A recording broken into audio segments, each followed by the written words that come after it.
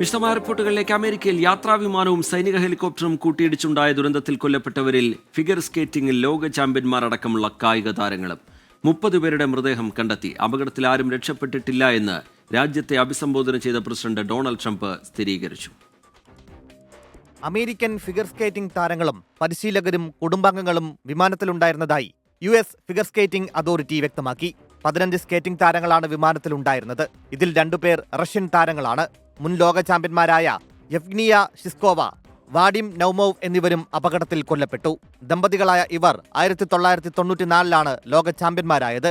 കെൻസസിലെ national development ക്യാമ്പിൽ പങ്കെടുത്ത് മടങ്ങുകയായിരുന്നു താരങ്ങൾ. 300 രക്ഷാപ്രവർത്തകരുടെ നേതൃത്വത്തിൽ രക്ഷാദൌത്യം പുരോഗമിക്കുകയാണ്.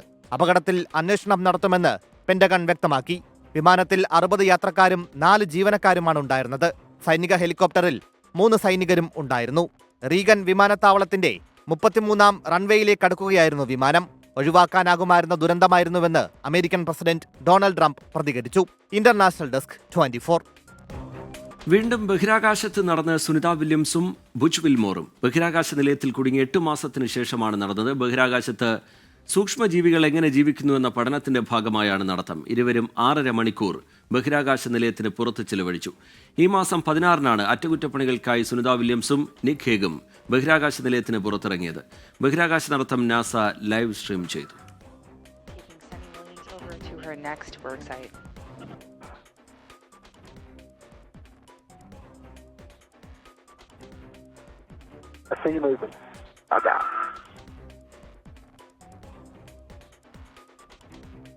There's no place to BRT up here that I can.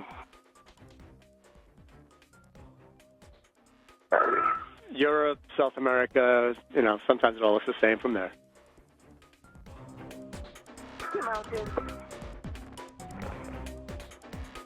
And the international.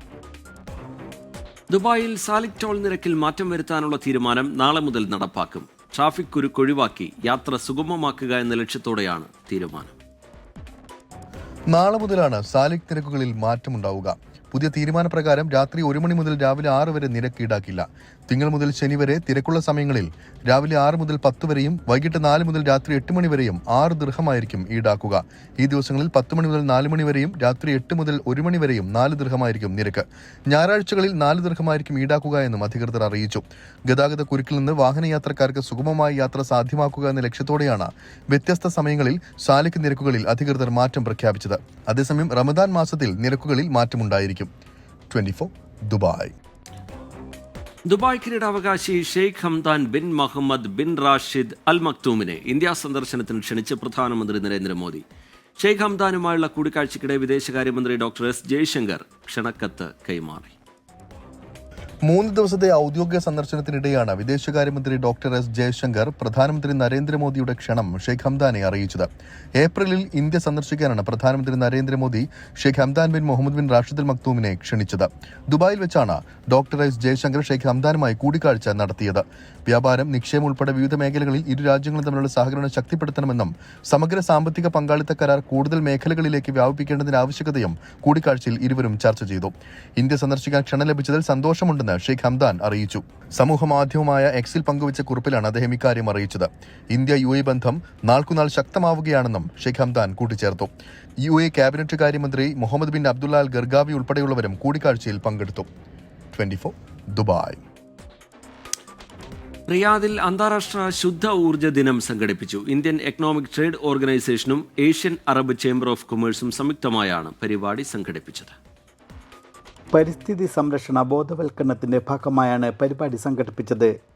കാലാവസ്ഥാ വ്യതിയാനം നേരിടുന്നതിനും സുസ്ഥിര വികസന ലക്ഷ്യങ്ങൾ കൈവരിക്കുന്നതിനും ലക്ഷ്യമിട്ടുകൊണ്ട് 2023 ഐക്യരാഷ്ട്രസഭയുടെ ജനറൽ അസംബ്ലിയാണ് അന്താരാഷ്ട്ര ശുദ്ധ ഊർജ്ജ ദിനം പ്രഖ്യാപിച്ചത്. ഇതിൻ്റെ ഭാഗമായി നടന്ന പരിപാടി സൗദിയിലെ പ്രമുഖ വ്യവസായി doctor Abdul Aziz bin Nasser Al Saud ഉദ്ഘാടനം ചെയ്തു. Saudi Canadian business council president Mohammed Al Dulaim, Barzan group of companies chairman Jaber Al Masood, Technicon Arabia chairman Hassan Mansour Fadal Al Buwainain എന്നിവർക്കു പുറമെ Kenya, Kosovo, Gabon, Myanmar, Uruguay, Chad, Sierra Leone എന്നീ രാജ്യങ്ങളിലെ സൗദിയിലെ സ്ഥാനപതിമാരും Indian embassy economics commerce വിഭാഗം counsellor മനുസ്മൃതിയും പങ്കെടുത്തു. പ്രമുഖ വ്യവസായി NM Panicker, ITU2 chairman Jacob Kuruvila, IETO vice chairman Valley കഷ്വി, പ്രസിഡന്റ് ഡോക്ടർ ആസിഫ് ഇക്ബാൽ എന്നിവരും വിവിധ സെഷനുകളിൽ പങ്കാളികളായി. സൗദി അറേബ്യയിലെ Asian Arab chamber of commerce trade കമ്മീഷണറായി ഹരീസ് ഹനീഫയെ പ്രഖ്യാപിക്കുന്ന ചടങ്ങും പരിപാടിയിൽ നടന്നു. 24 റിയാദ്. റിയാദിലെ മാധ്യമപ്രവർത്തകനും കലാകാരനുമായ KP മജീദ് പതിനാറിങ്ങൽ രചിച്ച് അഷ്റഫ് KP പതിനാറിങ്ങൽ സംവിധാനം ചെയ്ത ജവാദ് മ്യൂസിക്കൽ ആൽബം പുറത്തിറങ്ങി. സുലൈൽ നടന്ന ചടങ്ങിൽ സാമൂഹിക പ്രവർത്തകരായ റഹ്മാൻ മുനമ്പത്ത്, മജീദ് പൂളക്കാടി എന്നിവർ ആൽബത്തിന്റെ പ്രകാശന കർമ്മം നിർവഹിച്ചു. മലപ്പുറം ജില്ലയിലെ മമ്പുറം, മക്കാം പ്രദേശങ്ങളിലായി ഷൂട്ട് ചെയ്ത ആൽബം 3 ഐസ് മീഡിയയാണ് പ്രേക്ഷകരിൽ എത്തിക്കുന്നത്.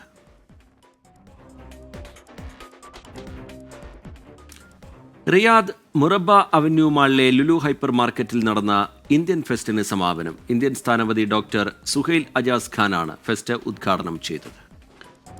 ഉപഭോക്താക്കൾക്ക് ഇന്ത്യൻ രുചികളും ഉൽപ്പന്നങ്ങളും സാംസ്കാരിക ആഘോഷങ്ങളും വാഗ്ദാനം ചെയ്യുന്നതായിരുന്നു ഇന്ത്യൻ ഫെസ്റ്റ്. 10 സംസ്ഥാനങ്ങളുടെ പാചക വൈവിധ്യങ്ങളാണ് മേളയിൽ ഒരുക്കിയത്. APEDAയുമായി സഹകരിച്ച് ഓർഗാനിക് ഉൽപ്പന്നങ്ങളും ഫെസ്റ്റിവലിൽ ലഭ്യമാക്കിയിരുന്നു. ഫ്രഷ് ഇന്ത്യൻ പഴങ്ങളും പച്ചക്കറികളും ഇരു രാജ്യങ്ങളുടെ വിഭവങ്ങളും നിരത്തിയ മേളയിൽ സൗദി ഷെഫുമാരുടെ ലൈവ് കുക്കിംഗ് ഷോയും ഉണ്ടായിരുന്നു. ഇന്ത്യയുടെയും സൗദിയുടെയും സാംസ്കാരിക സമന്വയം വിളിച്ചറിയിച്ചുകൊണ്ട് ഇന്ത്യൻ നൃത്തങ്ങളുടെ പ്രദർശനവും അരങ്ങേറി. ഇന്ത്യൻ ഉൽപ്പന്നങ്ങളെയും സാംസ്കാരിക ബന്ധങ്ങളെയും എങ്ങനെ ആദരിക്കാമെന്നതിനും ഇരു രാജ്യങ്ങൾക്കുമിടയിൽ പരസ്പര ബഹുമാനവും ധാരണയും വളർത്തിയെടുക്കാമെന്നതിനും ലുലു ഇന്ത്യ ഫെസ്റ്റ് മികച്ച ഉദാഹരണമാണെന്ന് പരിപാടി ഉദ്ഘാടനം ചെയ്യവേ ഇന്ത്യൻ സ്ഥാനപതി ഡോക്ടർ സുഹൈൽ അജാസ് ഖാൻ പറഞ്ഞു. I would like to extend my sincere thanks to Lulu Hypermarket for organizing this wonderful celebration of India's heritage. Lulu has not only made quality Indian products accessible to the people of Saudi Arabia, but has also played a significant role in bringing our cultures closer. Through initiatives like India Utsav, Lulu offers a platform where both the Indian diaspora and the Saudi community can experience India's rich traditions, flavors and vibrant culture. Lulu India fest Indian പൈതൃകത്തിന്റെ ആഘോഷവും Saudi അറേബ്യക്കും ഇന്ത്യക്കുമിടയിൽ വളർന്നുവരുന്ന പങ്കാളിത്തത്തിന്റെ പ്രതീകവുമാണെന്ന് Lulu hypermarket director Shehi Muhammad പറഞ്ഞു. ഇരു രാജ്യങ്ങളും തമ്മിലുള്ള സംസ്കാരങ്ങളെ ബന്ധിപ്പിക്കുന്നതിലും സമൂഹങ്ങളെ ഒന്നിപ്പിക്കുന്നതിലും സാംസ്കാരിക കൈമാറ്റവും വാണിജ്യ ബന്ധങ്ങളും പ്രോത്സാഹിപ്പിക്കുന്നതിനും തങ്ങളുടെ പ്രതിബദ്ധത വെളിപ്പെടുത്തുന്നതാണ് ഈ ആഘോഷമെന്നും അദ്ദേഹം അറിയിച്ചു. 24 റിയാദ്. പാലക്കാട് മണ്ണാർക്കാട് കാലിക്കറ്റ് സർവകലാശാല ഏസോൺ കലോത്സവത്തിനിടെ സംഘർഷം. KSU MSF പ്രവർത്തകർ തമ്മിലായിരുന്നു സംഘർഷം. നിഖിൽ പ്രമേഷ് ചേരുന്നുണ്ട് വിവരങ്ങളുമായി പാലക്കാട്ട് നിന്ന്. നിഖിൽ, ഇതൊരു തമ്മിൽ തല്ലിന്റെ ഒരു പരമ്പര തന്നെയായി മാറുകയാണല്ലോ നിഖിൽ. ഇതിന്റെ സവിശേഷത എന്ന് പറയുന്നത് ഇത് ഒരേ മുന്നണിക്കകത്തെ പ്രവർത്തകർ തമ്മിൽ ഒരു തർക്കത്തിലേക്ക് കാര്യങ്ങൾ പോകുന്നു എന്നുള്ളതാണ്.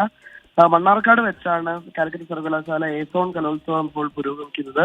KSUവും MSFും തമ്മിലായിരുന്നു സംഘർഷം ഉണ്ടായത് എന്നുള്ളതാണ് ലഭ്യമായ വിവരങ്ങൾ. ഈ ജഡ്ജ്മെന്റുമായി ബന്ധപ്പെട്ട തർക്കമാണ് സംഘർഷത്തിലേക്ക് നയിച്ചത്. ഒരേ മുന്നണിയിലുള്ളവർ തമ്മിലടിച്ചത്.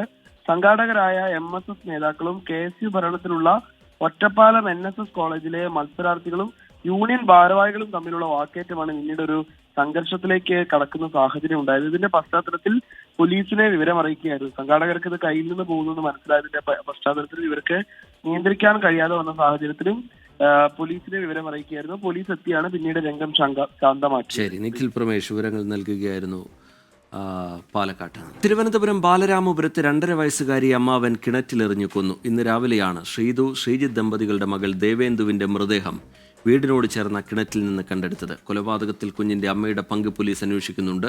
കുട്ടിയുടെ മൃതദേഹം സംസ്കരിച്ചു. അമ്മയെ മഹിളാ മന്ദിരത്തിലേക്ക് മാറ്റി. പ്രതി ഹരികുമാറിനെ നാളെ കോടതിയിൽ ഹാജരാക്കും.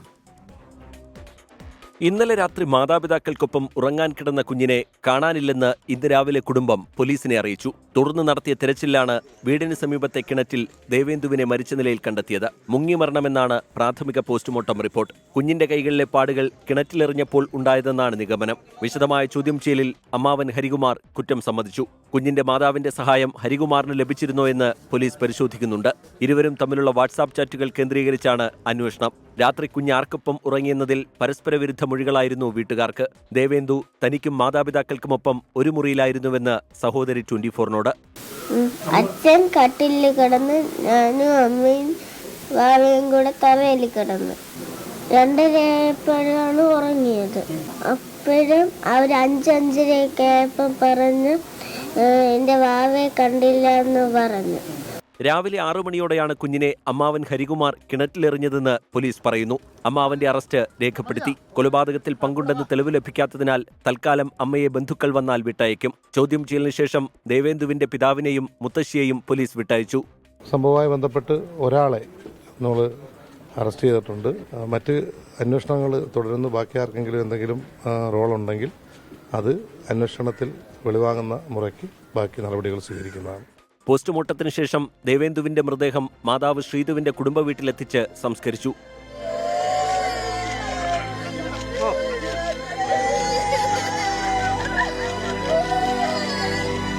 സംസ്കാര ചടങ്ങിൽ പിതാവും മുത്തശ്ശിയും പങ്കെടുത്തു. 24 തിരുവനന്തപുരം.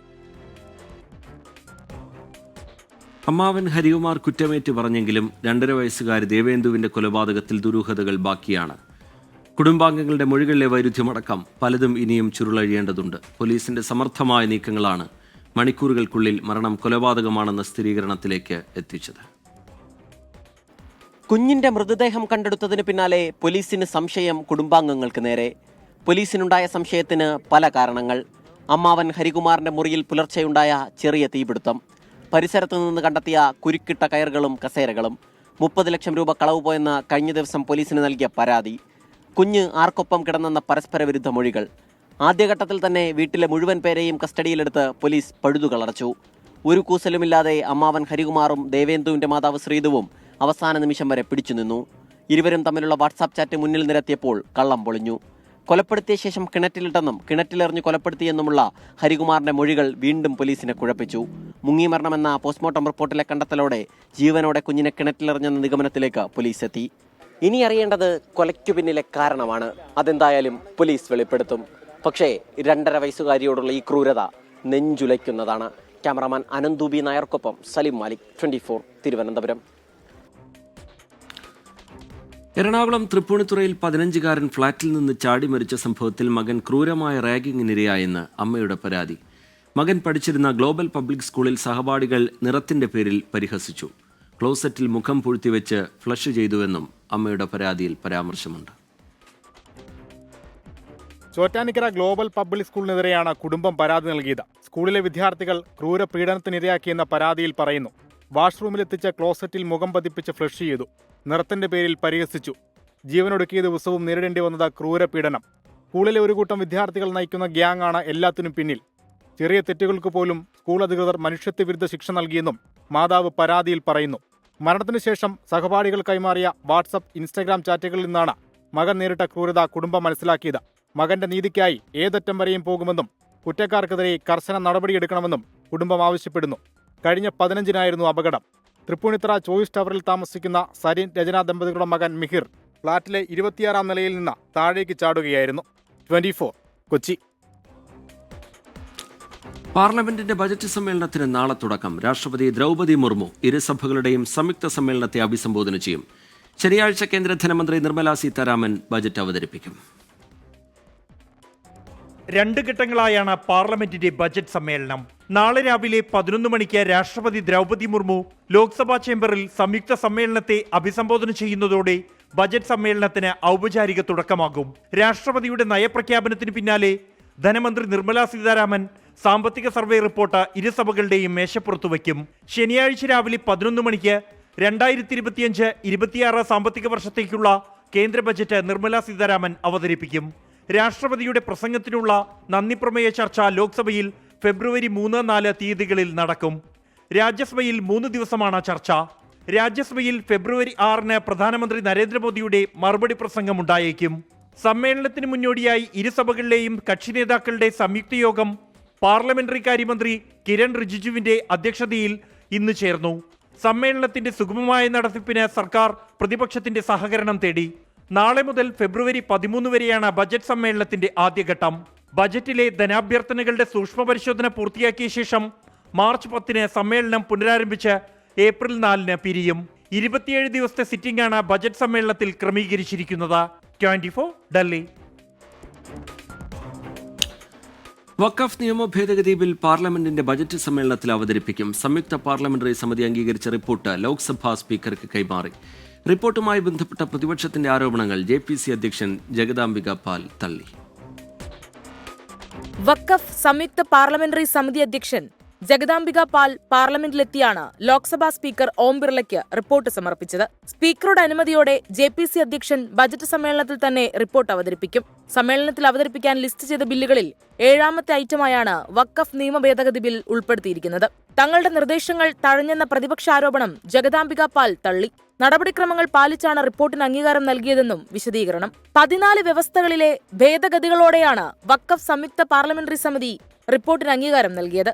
വിവാദ വ്യവസ്ഥകളിൽ ബഹുഭൂരിഭാഗവും റിപ്പോർട്ടിൽ നിലനിർത്തിയതായാണ് വിവരം. 44 ഭേദഗതികൾ പ്രതിപക്ഷം നിർദ്ദേശിച്ചെങ്കിലും വോട്ടെടുപ്പിൽ ഭൂരിപക്ഷം ലഭിക്കാത്തതിനെ തുടർന്ന് തള്ളിയിരുന്നു.